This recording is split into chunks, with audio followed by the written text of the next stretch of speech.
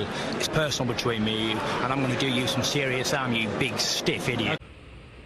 The untouchable True School Sports Empire proudly presents something the boxing game's been missing. Hey, what's going on? It's your boy BT. I came here to talk some boxing with the thousands of True School Sports subscribers. All right, so there's a lot happening in boxing. There's a lot of interesting stories going on, and probably, you know, right now one of the most interesting stories in boxing. And I'd seen this yesterday when I was at the MGM Grand at the Ryan Garcia, Gervonta Davis undercard media workouts. I got the news then that apparently Alberto Puello, you know, the WBA champion, or should I say now the now former WBA super lightweight champion, he's tested positive for PEDs. All right, he tested positive for Clomiphene, the same substance that Conor Benn tested positive for when he was scheduled to fight Chris Eubank last year. He tested positive for the same thing. So Puello was supposed to fight Rolando Romero on May 13th here in Las Vegas at the Cosmopolitan. That is no longer happening. Puello is no longer the champion. He's been stripped of the belt. Puello is now, you know, got a lot to defend, more than a belt to defend. Now he's got to defend his reputation in boxing, and you hate to see this because a guy like him, you know, from the Dominican Republic, right? Believes the Dominican Republic, southpaw, good fighter, you know, had a hard, it's been a long time waiting to become a champion. He becomes champion, finally gets to that place that everyone wants to get to in boxing. He was in a fight in his first defense against Rolly, which a lot of people were favoring him, and you know, now, you know, he's not champion. So it's a sad state of affairs. It truthfully is. Are we gonna have to trust the science here like we did with Conor Benn? Because when Conor Benn tested positive for Clomiphene, it was the same thing. We heard from Eddie Hearn, we heard like from Conor Benn, you know, trust the science, you know, we consumed eggs and all this kind of stuff. So my thing is with Puello, right? You've kind of, I don't know what he did, you know, only God knows how they got in the system. I don't know. But whatever it was, it's not supposed to be there, and he's got a lot of explaining to do. So now, to make things more interesting, Rolly's still fighting for the title. Rolando Romero is still fighting for the title, and it's in a much more favorable matchup. Like God must really have favor upon Rolly, because Puello was going to be a tough fight. It wasn't going to be an unwinnable fight. It wasn't going to be a fight where I would say it's like 70-30 or anything like that. But because of the fact that, you know, now he's fighting Ismael Barroso for the title. Ismael Barroso, are you kidding me? Now, for those that don't know who Ismael Barroso is, let me put you guys on a little game, because I'm very familiar with Ismael Barroso. Ismael Barroso, he's in his 40s now. I remember him many years ago, because I used to know one of the guys that used to help promote him back in like 2016. Ismael Barroso used to be signed to Greg Cohen Promotions, and I had a friend that worked for Greg Cohen. He doesn't work for them no more, but I had a friend named Cliff Mass who worked for Greg Cohen Promotions, who's not in boxing anymore. And I remember when my boy Cliff was telling me about Ismael Barroso trying to fight Terrence Crawford at 140. And this is like 2016. So he's been around for a while. And, you know, he's lost to a couple guys, got 3 losses. Decent, you know, technical boxer. Trains down in Miami where I live, in Moro's gym, I think, Kendall. And you know, his last 4 fights, if you look at him, because his last loss was a couple years ago, his last 4 fights have been against pretty nondescript opposition. They've been on mostly like local South Florida, Miami club shows against, you know, guys he's supposed to beat. So Barroso really isn't a guy that he's seen better days.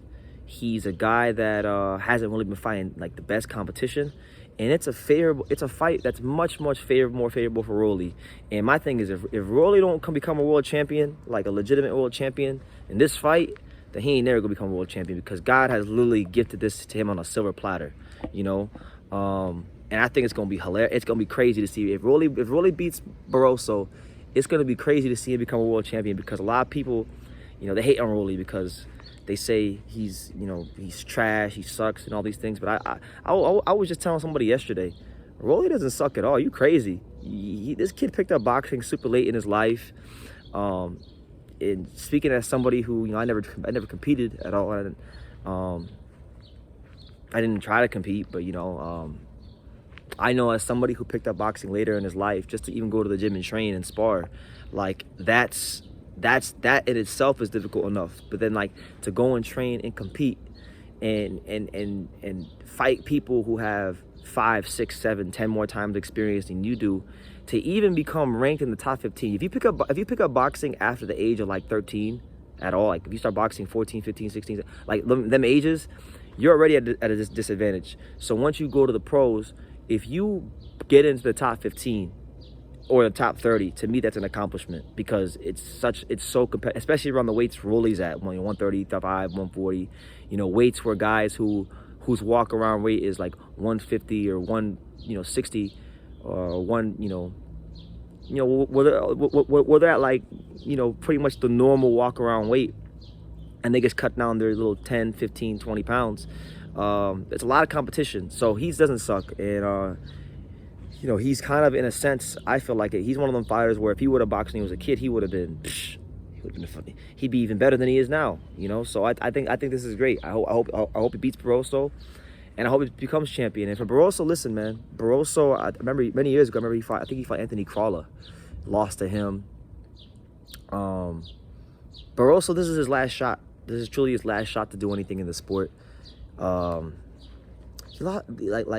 He's been around for a while. He's a wily veteran, so we're not gonna overlook Barroso.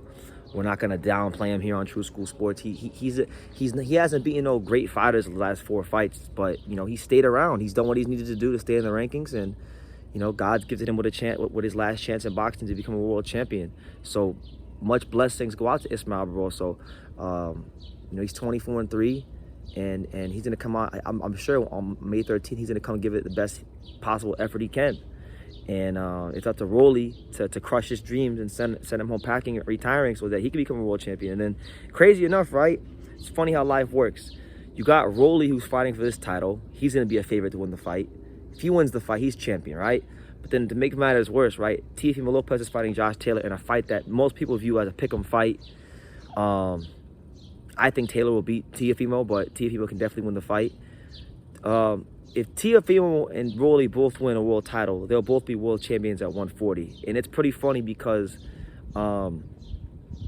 like, Teo lost in late 2021, Rolly lost last year, so they both been getting clowned and shitted on, you know, for the better part of the last year and a half because of poor performances and losses. But now we're literally in a scenario where they both might just be world champion real soon. So make of that what you will. But yeah, Alberto Puello tests positive for Clomiphene, so hopefully he didn't eat too many eggs like Conor Benn did.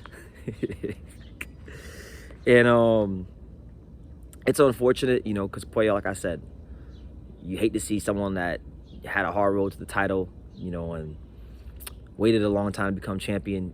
That happened to him, but hey, gotta be very careful as a fighter what you put in your body. And now Rolly gets a more favorable matchup against an old, on his way out, on the back nine, in the clubhouse, you know, faded Ismael Barroso. So make of that what you will. Make sure you guys take the time to subscribe. But like I say in every single one of these videos, you can love me or you can hate me, but I'm just a kid from Daniel. So until next time, take care, guys. Thank you for watching another video on the untouchable True School Sports Empire. For more great boxing content just like this video, click right here and make sure you subscribe. Much love from sunny South Florida.